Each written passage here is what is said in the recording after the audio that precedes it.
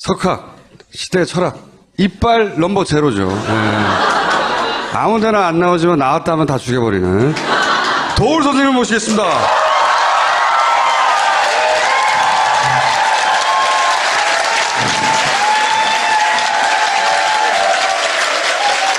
당연히 보통 이렇게 이제 온화한 표정으로 시작하세요. 사진을 보십시오, 선생님. 이렇게 시작하셔가지고 이렇게 끝나죠, 이렇게. 철학자시니까 이 문제를 제일 먼저 질문 드려야 될 것 같아요. 이번 대선의 의미가 뭡니까, 선생님? 여기를 나오니까 정말 사람 사는 곳인 것 같네요. 우선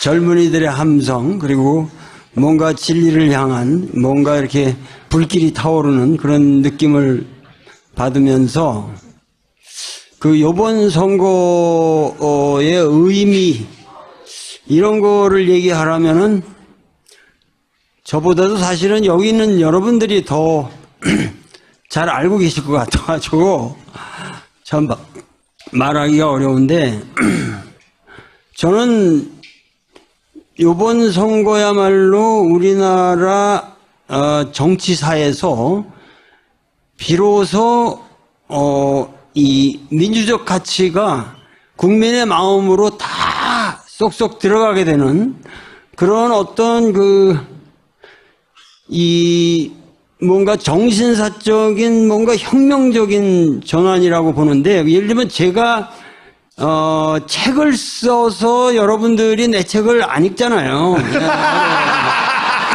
어렵잖아요. 아무래도 뭐 어렵고, 그리고 또 우리 전문 세계라는 게 항상 전문 세계에서 돌아가는 레토릭이라든가 이 전문 수로들 때문에 여러분들이 상당히 고통을 받죠. 그래서 나도 그거를 때려치려고 그러는데도 그게 잘 되질 않아요. 근데 그러나 이 선거 과정에서 이 TV 토론만 해도, TV 토론 과정이라고 하는 것이 여태까지의 어떤 TV 토론보다도 실제적인 토론 내용이 있었어요. 보수는 보수대로, 진보는 진보대로, 나는 보수 진보라는 시각에서 보지 않지만 우리 사회의 어떤 정의를 추구한다는 의미에서, 예를 들면 뭐 하나의 예를 들자면, 심상정이다 그러면 심상정 같은 사람은 옛날에 우리 감각에는 우리 국민들 일반 정서에서 뭐 노동운동이나 하고 뭐 빨갱이 같은 얘기나 하고 뭐 이렇게 생각을 했는데, 보수나 진보를 막론하고 심상정의 목소리가 뭔가 우리 사회의 지향점을 정확하게 말해주고 있다고 하는 그러한 생각들이 모든 사람들에게 그래도 이렇게 깔려 들어갔다고, 이렇게 스며 들어갔다고, 국민들이 이러한 보이스에 대해서 이렇게 많은 지지를 보낸다. 그리고 이 심상정의 표는 기본적으로는 안철수 거를 갖고 올 거예요. 그래서 나는 그런 데 대해서 서로가 이 선거라는 것이 우리 사회에 논의되어야만 하는 많은 의제들을 충분히 국민들에게 주시시켰다는 의미에서 이후로 한국 정치사의 수준은 전 세계사에서 가장 높은 뭔가 정치적인 철학과 정치적인 게임이 진행될 역사적인 전기가 왔다고 나는 이번에 생각합니다. 선생님이 보시기에 이 바른당의 탈당 문제, 이런 거는 어떻게 보입니까, 선생님한테는? 우리나라 사람들은 뭐니 해도 그래도 이 동방의 유교 문화라는 것이 몇천 년 깔려 있는 사람들이기 때문에 이 의리 없는 놈들을 제일 싫어해요. 용서를 못해요. 그런데 박근혜를 탄핵했던 어떠한 의미에서 여당 내에서 양심 세력이 지금 다시 유승민이 불안하다고 그래서 저쪽으로 간다. 나는 이것은 말이죠. 이번 선거의 결정적인 함수라고 생각합니다. 무슨 얘기냐면은 이걸로 인해 가지고 홍준표의 표가 올라가는 게 아니라 내려가요. 이거는 마치 지난번 선거 때 노무현 대통령 때 누구죠? 정몽준 이펙트와 똑같은 거예요. 정몽준이 지지를 철회하고 네, 선거일 전날 지지를 철회해서 갑자기 노무현 후보 쪽으로 확 쏠려간 것과 비슷하다. 그렇게 해서 이회창을 지지한다고 그러고 하여튼 이거를 철회했잖아요. 네. 그것도 배신이죠, 일종의. 그렇잖아요. 그런데 그때 우리는 결정적인 타격이 있을 거라고 그랬는데 사실은 그걸로 인해서 노무현이 더 많은 표를 얻었거든요.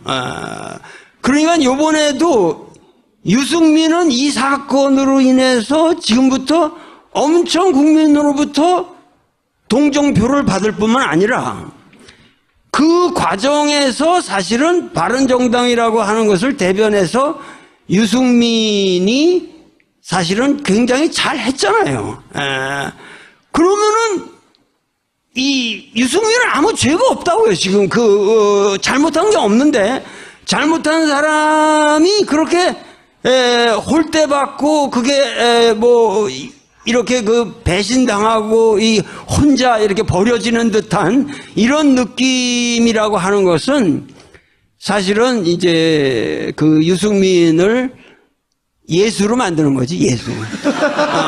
왜냐면 예수라는 의미가 뭐예요? 죄 없는 사람이 십자가에 못 박혔다는 거 아니에요? 유승민을 죄 없는 사람을 그냥 그렇게 십자가에 못 박히게 두고 자기들만 떠난다? 이거는 아주 실수한 겁니다. 이 사람들은 정치 생명이 없어질 뿐만 아니라 앞으로도 유승민은 요번에 분명히 이 사건으로 한 10% 이상까지 올라갈 겁니다. 10% 이상까지. 그 유승민 후보를 예수에 비유한 거는 최근에 나온 신간하고 뭔가 좀 이어보려는. 네, 제가 최근에, 선생님 좀 무리한 연결 아니었나요?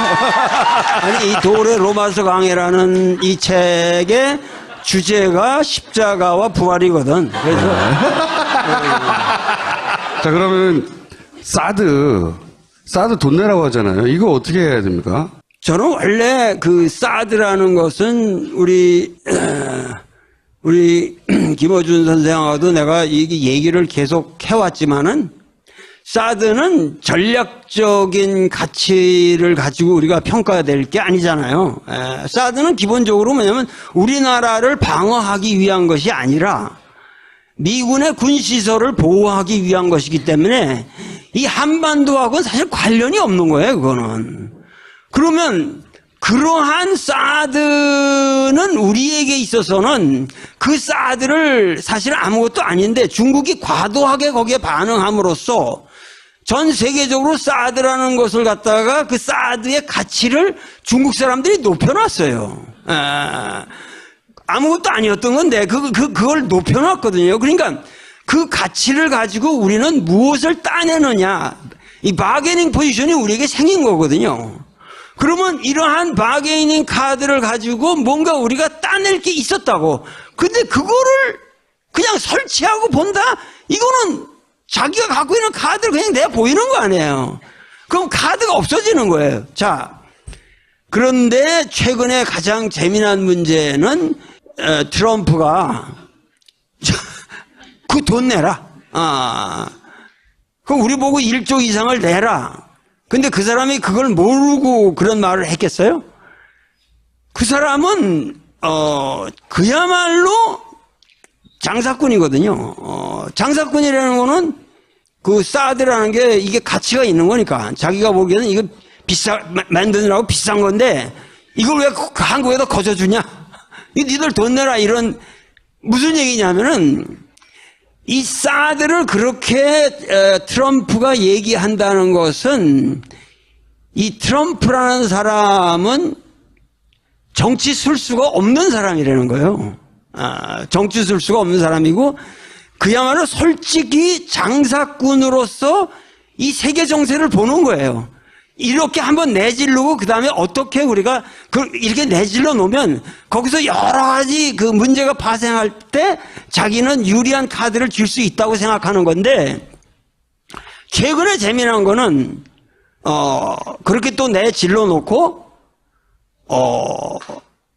김정은을 만날 용의가 있다. 영광스럽게. 그렇죠. 언어드라는 말을 썼잖아요. 네, 그 만나면 나한테 영광이 된다. 이런 식으로 얘기를 했는데, 여태까지 미국인 정치인이 빈말이라도 북한의 지도자를 영광스럽게 만날 수 있다라는 말을 한 적이 없어요.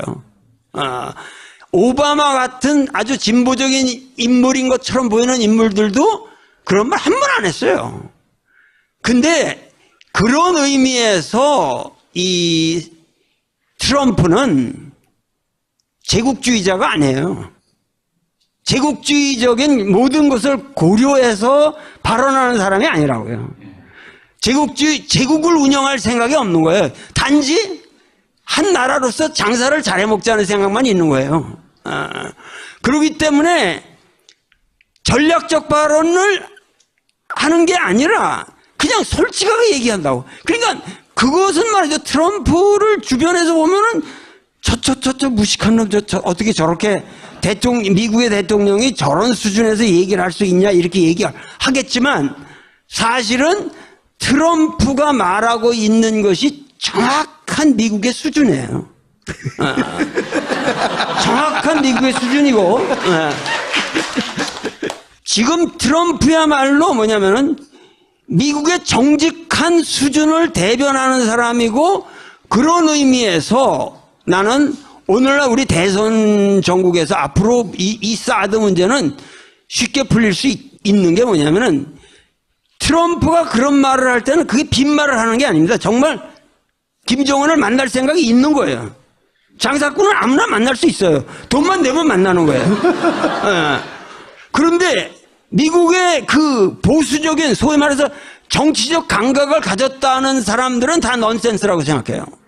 자, 이런 상황에서 한국의 정치인들이 트럼프를 설득하기가 좋다고. 왜냐하면 당신이 김정은을 만나려고 한다는 것 자체가 이것은 상당히 바람직한 것이다 라고 우리가 힘을 실어줘야 돼요. 그러니까 우쭈쭈 이렇게 해주면. 그렇지, 우쭐우쭐하게 해주면서 그야말로 그렇게 되면 트럼프는 인류 역사상 3차 대전을 막은 인물이 되는 거예요. 그러니까 사실은 윈스턴 처칠이나 이런 사람들보다도 더 위대한 정치인의 반열에 올라갈 수 있게 우리가 만들어줄 수가 있다고. 그러니까 이번 선거의 재미난 의제는 뭐냐면, 북풍이라는 문제가 전혀 우리 우파들을 도와주는 의제가 아니라 북풍이라는 것이 건전한 진보 세력을 도와주는 의제가 됐다는 거예요. 이것이 이번 선거에 아까 최초의 의의로 말한다면 나는 이거 제1의 의의로 뽑아요. 더 이상 북한을 빙자해서 국민들에게 공갈치는 건 영원히 불가능한 거예요. 이제는 영원히 불가능한 새로운 시대가 온 거예요, 이미. 그러기 때문에 이럴 때야말로 우리가 사실은 이런 상황이 온 것에 가장 결정적인 함수가 하나 있어요. 그게 뭐냐면 이정희, 통진당? 통진당인가? 결정적인 것이 뭐냐면은 박근혜가 이정희가 아주 배기 싫어가지고 네가 그 텔레비 토론에서 나를 그렇게 연맥일 수 있냐? 굉장히 학술적인 용어를 지금. 그래가지고 역시식. 그야말로 완벽하게 그 표독한 개인적 사감 때문에 통진당을 없애버렸잖아요. 없애버렸잖아요. 그게 말이 되는 얘기냐? 그런데 결과적으로는 통진당을 없앴다고 하는 것이 이 모든 진보 세력들한테 굉장히 편하게 된 거예요.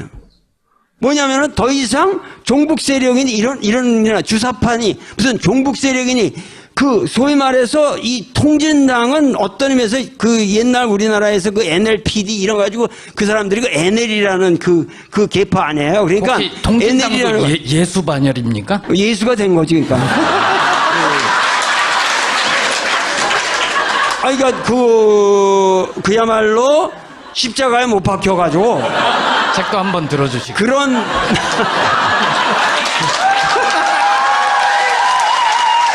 그러기 때문에 요번에는 이 건강한, 그러니까 이 여러분들 PD라는 거, 에데리니 뭐 이런 거 아시잖아요. PD라는 건 사회 자체 내의 계급 모순을 얘기하는 거고, NL이라는 건 이제 국가 간에 뭐 민족 간에 이런 대외적인 투쟁을 다 중시해서 얘기하는 건데, 결국 이 PD라고 하는 것은 결국 사회 평등을 바라보는 거니까, 그러기 때문에 사실은 그 통진당이 해체되는 바람에 심상정의도 산 거예요, 이번에.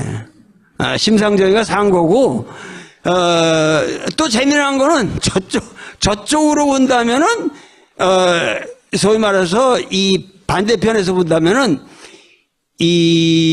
지금 국민의당 사람들, 국민의당이나 바른정당 사람들이 그렇게, 치열하게 박근혜를 탄핵할 수 있었던 힘이 어디 있었는 줄 아세요? 사실은 그 사람들은 유승민을 믿었던 게 아니라 반기문에 대한 희망 때문에 박근혜를 탄핵했던 거예요.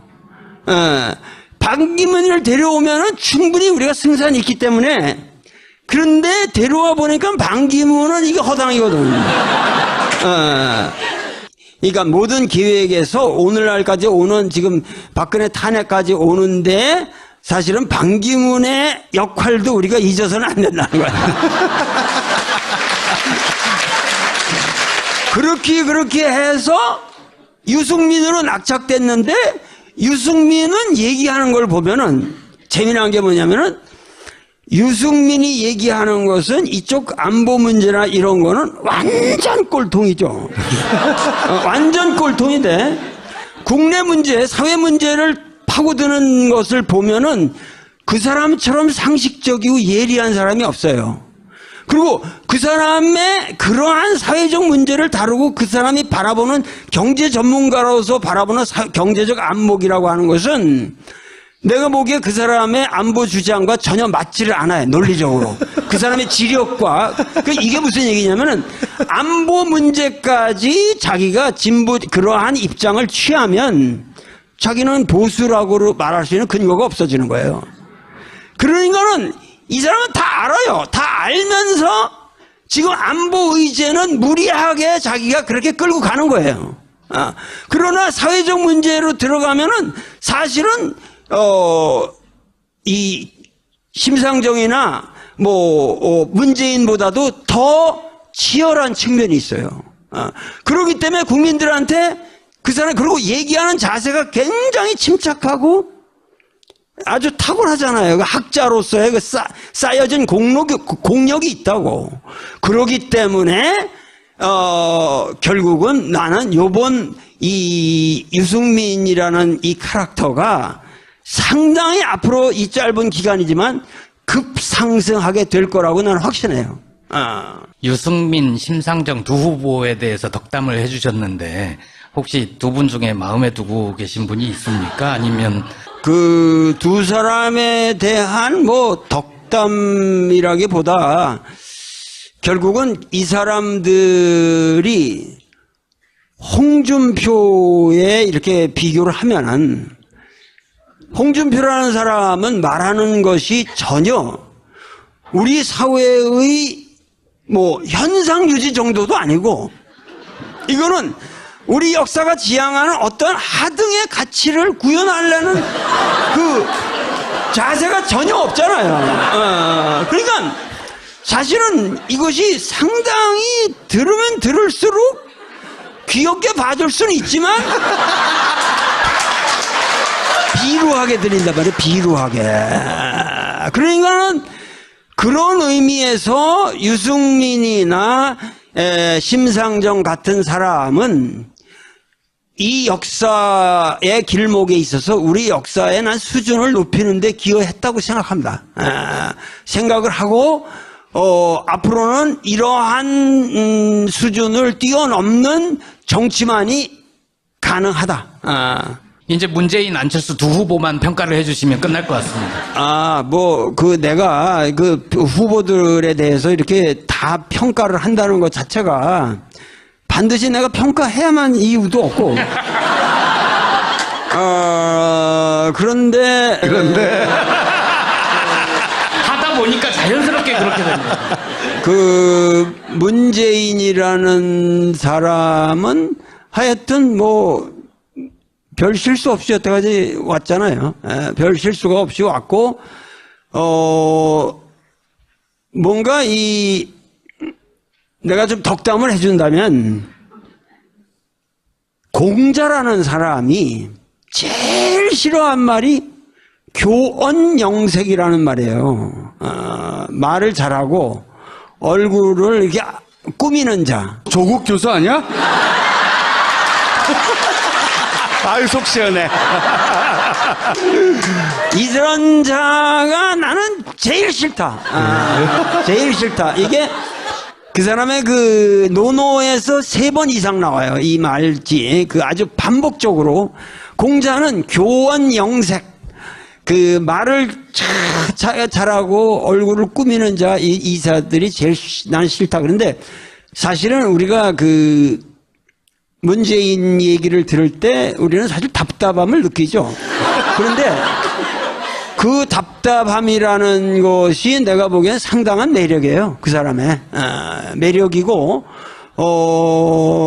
내가 아는 문재인은 진실한 사람임에 틀림이 없습니다. 진실한 사람이 틀림이 없고, 많은 사람들이 그런 걱정을 해요. 그 사람이 또다시 정권을 잡게 되면은 주변에 너무 떨거지들이 시원찮아가지고 또다시 우리 정치사를 좀 불행하게 갖고 갈 수도 있지 않냐 이렇게 얘기하는데, 나는 그렇게 보지는 않아요. 그렇게 보지는 않고, 오로지 뭔가 이 앞으로 여소야대의 정국이라고 하는 것이 필연적인 하나의 숙제로 남는다는 것을 핑계로 협치하자고 그러고 타협해야 한다고 이런 소리를 하는데, 그게 다 개소리라는 거예요. 결국은 대통령이라는 권한을 잡으면 그 순간부터는 목숨 내놓고 길로틴에다 자기 모가지 걸어놓고 살아야 돼. 그러면서 이 역사가 추구하고자 하는 이상을 철저히 구현하는, 그 5년만이라도 자기 죽을 생각 못해? 그렇게 해가지고 국민들이 생각하는 적폐청산이라고 말했으면 적폐를 정확하게 청산하는 데만 전념을 해야 돼.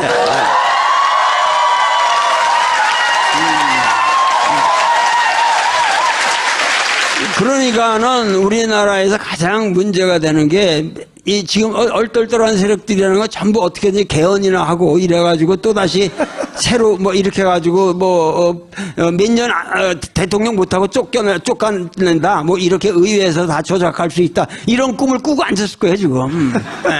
그런데 그건 넌센스예요. 우리 국민은 그거 허용하지 않아요. 그리고 한국의 헌법처럼 좋은 말이 다 쓰여진 훌륭한 헌법이 없어요. 나는 헌법의 전문가라고 내가. 그렇기 때문에 한국 헌법은 고칠 게 아니라 그건 해석의 문제예요. 개정의 문제가 아니에요. 미국 헌법보다 우리 헌법이 훨씬 위대합니다.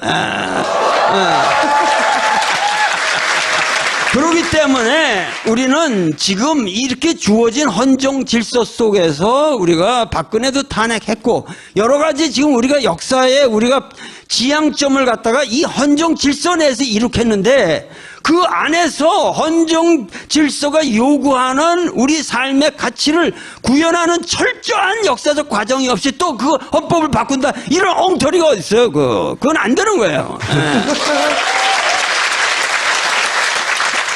하실 말씀을 아주 다 하셨는데 굳이 안철수 후보는 안 여쭤봐도 될 것 같습니다. 안철수 후보요? 안철수 후보는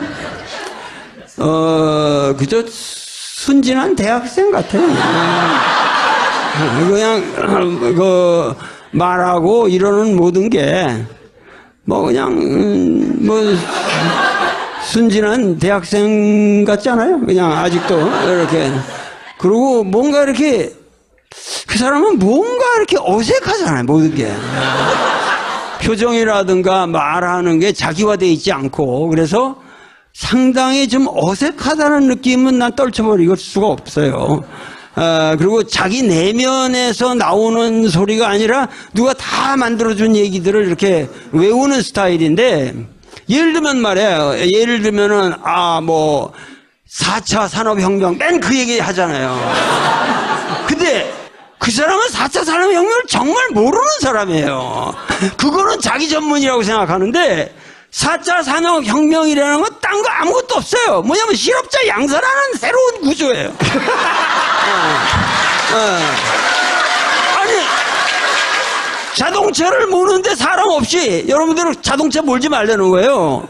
그리고 이게 다 기계로 해서 다 알파고가 몰아준다는 건데, 그러면 모든 공장도 이제 점점 다 그렇게 변하고, 모든 게 그러면 인간을 이 문명에서 퇴출시키자는 게 4차 혁명이라고. 근데 어차피 이거를 주도하는 건 우리가 아니잖아요. 이런 거를 알파고를 누가 만들어요? 그거는 구글이 만드는 거 아니에요. 그러니까 대형 이 세계 이 질서를 장악하고 있는 대형 기업들이, 이 대규모의 기업들이 인류를 향해서 다시 농간을 부리자는 건데, 그걸 우리가 찬성할 수는 없으나 불가피하게 흘러가고 있다라는 현상을 우리는 정확하게 인지를 해야죠. 그러네 이러한 문제는 국가가 정확하게 개입을 해서 우리 삶의 방향을 어떻게 갖고 갈 것인가를 고민해야 할 문제지, 무슨 전문가들의 지혜가 뭐 자기만 아는 것처럼 그렇게 쌩구라치지 말라는 거예요.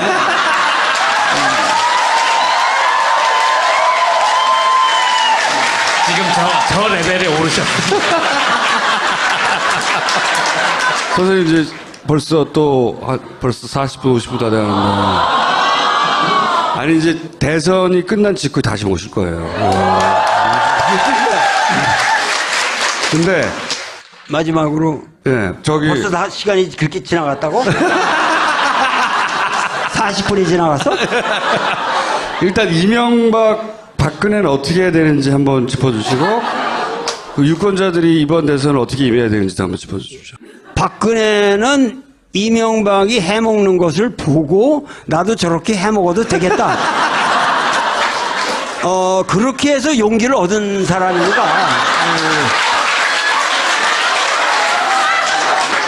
그리고 항상 그 모든 죄라는 것이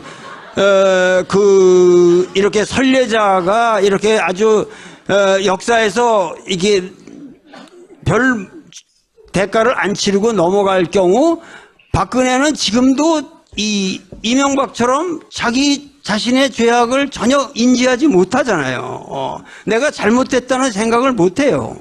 그러기 때문에, 그리고 이제 그러한 뭐랄까, 도덕 불감증이라는 것을 갖다가 지금 홍준표가 그대로 계승해가지고 그거를 계속 팔아먹고 있는데, 박근혜는 절대 사면해서는 안 됩니다.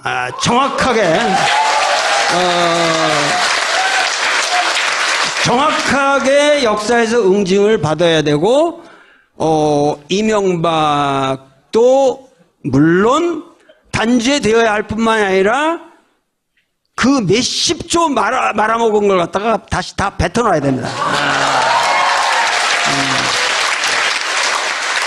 내가 꼭 해야 될 한 얘기가 있어요. 하나의 얘기가, 우리 역사에서 이 대선에서 너무 짚고 넘어가지 않은 문제가 하나 있습니다. 근데 제 책을 보면은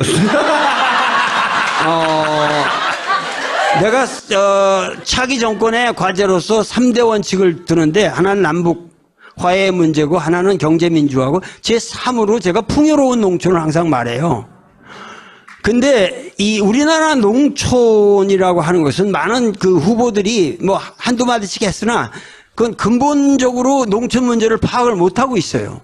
그건 무슨 얘기냐면은, 농촌에 지금 농산물 생산이라고 하는 것이 그 가치로 따지면 우리나라 GDP의 3%도 안 돼요. 그리고 농촌에다 무슨 투자를 해도 거기서 부가가치를 생산한다는 것은 불가능해요. 집안에 엄마 아버지가 돈이 없다고 해서 내쫓겠느냐 이거야. 어? 엄마 아버지가 돈을 못 버시더라도 계셔야만 그 집안이 앞으로 용성할 수 있는 모든 가능성이 있는 거 아니에요. 그러니까 우리나라 농촌 문제는 이것이 농산물의 문제가 아니라 근본적으로 국가의 기본적인 우리의 식량, 그리고 우리가 먹고 사는 문제, 우리의 삶의 가치, 농촌의 삶, 그리고 환경 문제, 국토 문제, 이 모든 것이 국가에 너무도 이것은 가치로, 상업적 가치로 환원될 수 없는 국가의 기간, 그러니까 근간으로 국가가 그 문제를 테이크오버 해야 한다는 거예요. 그렇기 때문에 여기에 대한 해결의 문제는 단순히 지금 무슨 직불금 제도니 이런 문제로 해결되는 것이 아니라 인식을 바꿔야 됩니다. 이 근본적으로 인식을 바꿔야 되고, 그 인식을 어떻게 바꾸냐는 문제를 가지고 얘기를 하자면 또 제가 몇 시간을 얘기해야 되기 때문에 책을 사서 봐야 되죠. 얘기를 하진 않겠으나, 가장 큰 문제는 예를 들면 농산물이라는 것은 파업이 안 되잖아요. 공장 노동자들은 파업을 하면은 바게닝 포지션이 있어요. 근데 농민들은 그런 파업을 못 하잖아요. 이 가격 못 받는다고 해서 투정하고 떼까 그러다만 이거는 농산물이라는 건 다 썩어버려요. 그렇기 때문에 이 농산물에 관한 것은 국가가 이것을 공개념으로 이 보호를 해야 되고, 그리고 이 농산물의 이 수매라든가 이 모든 문제가 앞으로 뭐냐면, 저는 가장 큰 문제가 농협을 해체시키거나 새로운 기구로 완벽하게 혁명시켜야 됩니다. 그래가지고 농민들의 입장에서 이 젊은이들이 앞으로 농촌에 돌아가서 사는 삶이야말로 정말 인간답게 사는 삶이라고 하는 그 가치를 느낄 수 있도록 국가가 전적으로 이것을 보호해야 돼요. 그래서 이러한 문제를 우리가 무시하고 지금 단지 부가가치가 안 되고 농민 인구가 지금 우리나라에 기본적으로 5%라지만 3%가 안 돼요. 이 연령이라는 것도 지금 평균 연령이 60세를 넘어가고 있고, 이렇게 되면은 이것은 여러분들은 여기서 잘 살고 있는 것 같지만 수십 년 아래 우리 국가 기관이 망가지는 아주 대사태가 옵니다. 그래서 이러한 문제에 대해서도 이번 우리 여러분들이 의식을 가지고 꼭 마음속에 짚고 계시기를 갈망합니다. 알겠습니다. 언론이라고 하는 개념이 바뀌었잖아요. 언론이라는 개념이 바뀌었고, 그러면서 이 역사적 의식이 상당히 개별화되고 젊어지고, 그러니까 요번 촛불이라는 가장 큰 특징, 여태까지 모든 데모나 모든 혁명은 항상 조직이 움직였어요. 그러나 요번 촛불 혁명이라는 건 조직이 없어요. 전부 개인이 나온 거라고. 개개인의 양심을 걸고 이것은 잘못됐다고 생각했기 때문에 그냥 개인이 가족 단위로 다 나온 거예요. 그렇기 때문에 앞으로 오는 우리 새로운 혁명적 국면이라고 하는 것은 이러한 국민 개개인의 개인 각성된 의식을 통과하지 않는 정치는 이제 못 살아요. 절대 못 살아요. 그러니까 꼭 투표합시다. 그렇기 때문에 모든 개인이 자기 양심을 걸고 이번 투표는 꼭 해야 됩니다.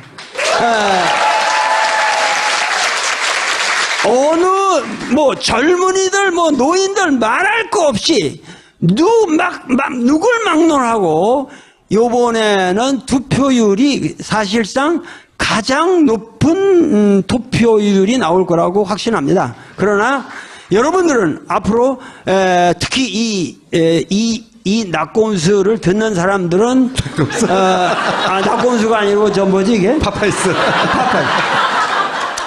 이 파파이스를 듣는 사람들은 1000% 1000% 그리고 주변의 모든 사람들을 데리고 꼭 나가서 투표를 하시고 누구를 찍을 것인가 하는 것은 이미 충분히 여러분들이 아시고 계시기 때문에 제가 말하지 않겠습니다.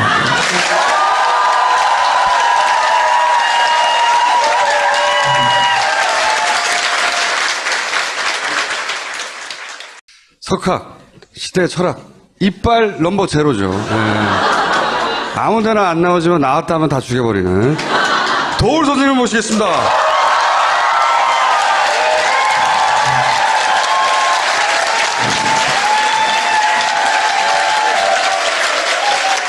당연히 보통 이렇게 이제 온화한 표정으로 시작하세요. 사진을 보십시오, 선생님. 이렇게 시작하셔가지고 이렇게 끝나죠, 이렇게. 철학자시니까 이 문제를 제일 먼저 질문 드려야 될 것 같아요. 이번 대선의 의미가 뭡니까, 선생님? 여기를 나오니까 정말 사람 사는 곳인 것 같네요. 우선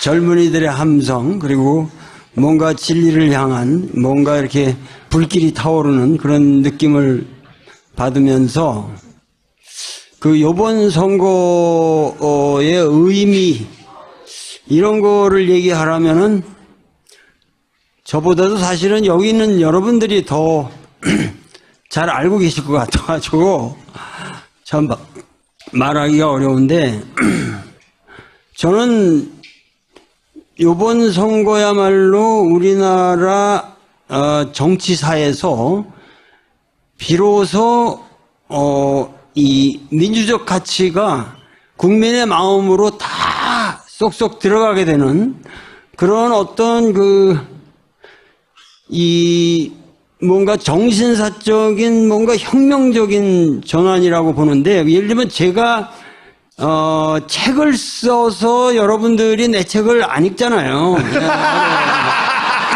어렵잖아요. 아무래도 뭐 어렵고 그리고 또 우리 전문 세계라는 게 항상 그 전문 세계에서 돌아가는 그 레토릭이라든가 이 전문 수로들 때문에 여러분들이 상당히 고통을 받죠. 그러면 이러한 바게이닝 카드를 가지고 뭔가 우리가 따낼 게 있었다고. 근데 그거를 그냥 설치하고 본다? 이거는 자기가 갖고 있는 카드를 그냥 내가 보이는 거 아니에요. 그럼 카드가 없어지는 거예요. 자, 그런데 최근에 가장 재미난 문제는 트럼프가 그 돈 내라. 그럼 우리 보고 1조 이상을 내라. 근데 그 사람이 그걸 모르고 그런 말을 했겠어요? 그 사람은 그야말로 장사꾼이거든요. 장사꾼이라는 거는 그 사드라는 게 이게 가치가 있는 거니까 자기가 보기에는 이거 만드느라고 비싼 건데 이걸 왜 한국에다 거저주냐?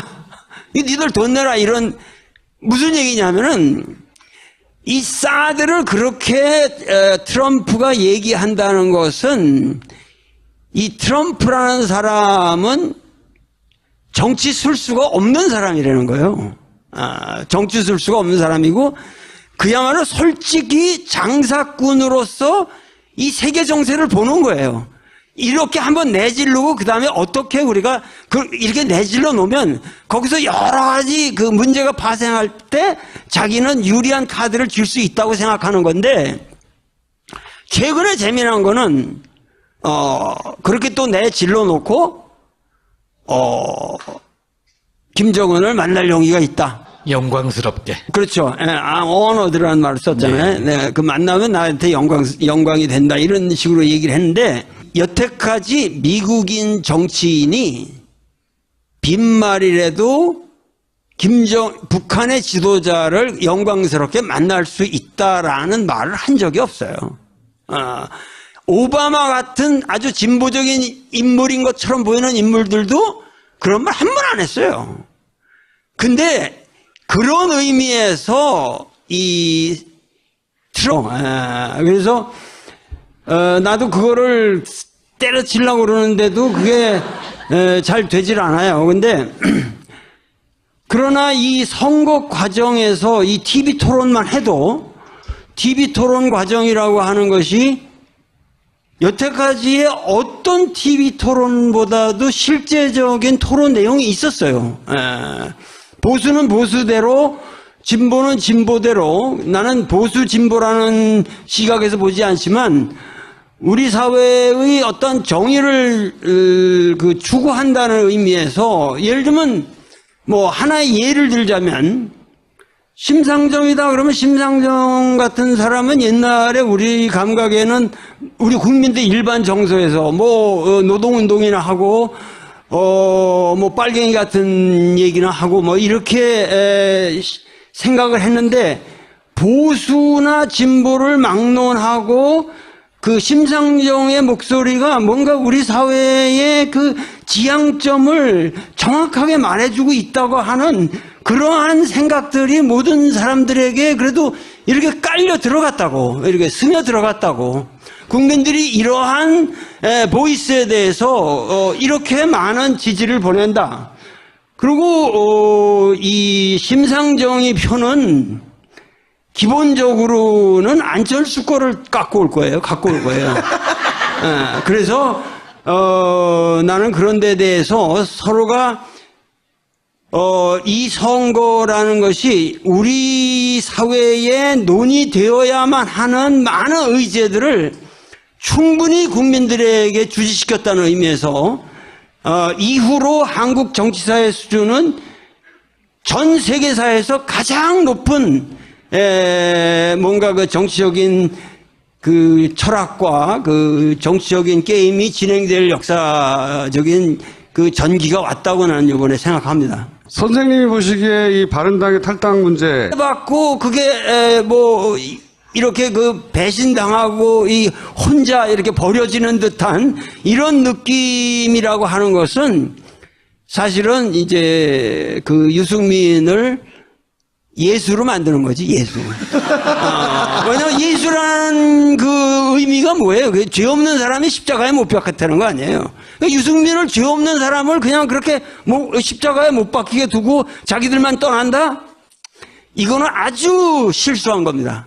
이 사람들은 정치 생명이 없어질 뿐만 아니라 앞으로도 뭐냐면은 유승민은 요번에 분명히 이 사건으로 한 10% 이상까지 올라갈 겁니다. 10% 이상까지. 그 유승민 후보를 예수에 비유한 거는 최근에 나온 신간하고 뭔가 좀 이어보려는. 예, 네,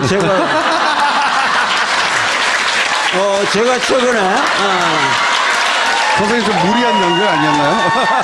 아니, 이 돌의 로마서 강해라는 이 책의 주제가 십자가와 부활이거든. 그래서. 자, 그러면 사드 돈 내라고 하잖아요. 이거 어떻게 해야 됩니까? 저는 원래 그 사드라는 것은 우리 김어준 선생하고도 내가 이 얘기를 계속 해왔지만은, 사드는 전략적인 가치를 가지고 우리가 평가될 게 아니잖아요. 사드는 기본적으로 뭐냐면 우리나라를 방어하기 위한 것이 아니라 미군의 군시설을 보호하기 위한 것이기 때문에 이 한반도하고는 사실 관련이 없는 거예요, 그거는. 그러면 그러한 사드는 우리에게 있어서는 그 사드를 사실 아무것도 아닌데 중국이 과도하게 거기에 반응함으로써 전 세계적으로 사드라는 것을 갖다가 그 사드의 가치를 중국 사람들이 높여놨어요. 아무것도 아니었던 건데 그걸 높여놨거든요. 그러니까 그 가치를 가지고 우리는 무엇을 따내느냐, 이 바게닝 포지션이 우리에게 생긴 거거든요. 이런 거는 어떻게 보입니까, 선생님한테는? 우리나라 사람들은 뭐니 해도 그래도 이 동방의 유교 문화라는 것이 몇천 년 깔려 있는 사람들이기 때문에 이 의리 없는 놈들을 제일 싫어해요. 그 용서를 못해요. 그런데 박근혜를 탄핵했던 그 어떠한 의미에서 그 여당 내에서 양심 세력이 지금 다시 유승민이 불안하다고 그래서 저쪽으로 간다. 나는 이것은 말이죠. 이번 선거의 결정적인 함수라고 생각합니다. 무슨 얘기냐면은 이걸로 인해 가지고 홍준표의 표가 올라가는 게 아니라 내려가요.